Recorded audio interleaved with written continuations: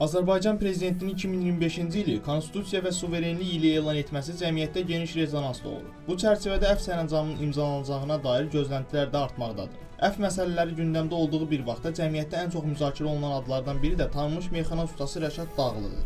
Hazırda azadlıqdan məhrum edilən söz ustadının əfv sərəncamına düşüb-düşməyəcəyi ilə bağlı ictimai maraq kifayət qədər yüksəkdir. News 24 məsələ ilə bağlı meyxanaçının yaxın sənət yoldaşları ilə əlaqə saxlayıb. Onların əksəriyyəti bildiriblər ki, Rəşad Dağlının əfv olunması ilə bağlı komissiyaya konkret bir müraciətin olub-olmadığı barədə məlumatları yoxdur. Bununla belə əfvə ümid etdiklərini gizlətməyiblər. Eyni zamanda bəzi sənət yoldaşları qeyd ediblər ki, əfv üçün rəsmi müraciətin kim tərəfindən və nə zaman edildiyi haqqında məlumatlı deyillər. Lakin onun əfvi ilə bağlı ictimai dəstək olduqca genişdir. Onlar bildiriblər ki, hüquqi məsuliyyətlə yanaşı insani və sosial amillər də nəzərə alınmalı, cəmiyyətin mövqeyi qiymətləndirilməlidir. Məsələ ilə bağlı Azərbaycan Respublikasının prezidenti yanında Əfv Məsələləri Komissiyasının üzvü Əli Məmməd Nuriyev News 24 aza bildirib ki, Azərbaycan Respublikasının prezidenti tərəfindən əfv sərəncamlarının imzalanması adətən əlamətdar tarixlərdə baş verir. Komissiyanın iclaslarında yüzlərlə müraciətə baxılıb və müvafiq qərarlar qəbul edilib. Əfv komissiyasının vəzifəsi məhkumların özləri, yaxınları və vəkilləri tərəfindən edilən müraciətlərə, eləcə də deputatların, QHT-lərin, Ombudsman və vətəndaş cəmiyyətinin digər üzvü tərəfindən qaldırılan vəsadətlərə baxmaqdır. Həddən artıq ərizə daxil olur. Hər bir ərizə diqqətlə araşdırılmalı